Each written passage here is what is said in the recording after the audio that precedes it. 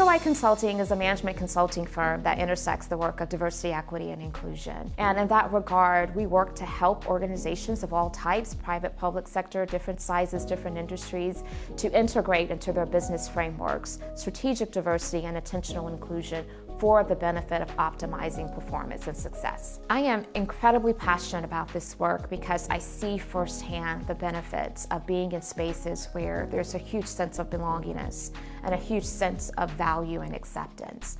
I recognize that people cannot show up at their best if they're always questioning whether or not they belong. And so it behooves us as leaders, as influencers, to certainly be intentional about creating those opportunities where the environment leads to success for all people to reach their full potential. Diversity and inclusion is a leadership function. It is a growth capability. It is a competency that everyone should have, regardless if you are in a position of leadership or not.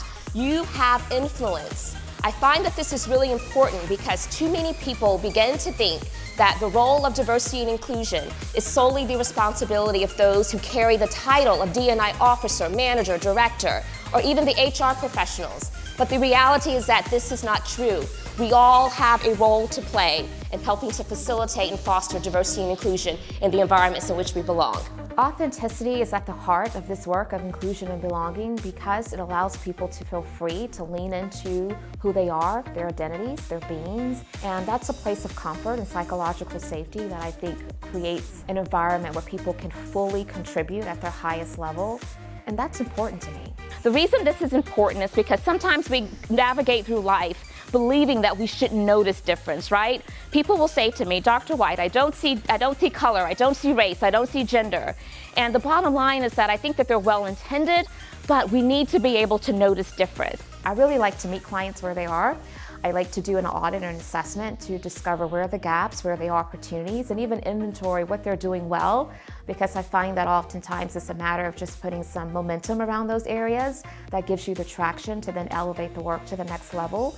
But I help organizations to fully operationalize diversity and inclusion, and that looks vastly different from one client to the next based upon their needs. Activity does not equate to impact. Now, while I love a great diversity and inclusion program, the reality is that programs have start and end dates, right? This is a journey, it's not a destination. So what I like to impress upon CEOs and other leaders is to don't think about it as a program with a start and an end date, but rather see it as an opportunity to really be strategic in order to sustain the work of diversity and inclusion. What does that look like? Thinking about systems, policies, practices, procedures, impacting culture. That's how you sustain the work of diversity and inclusion.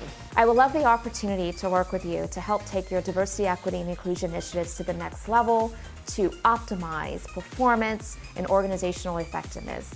I hope to hear from you soon.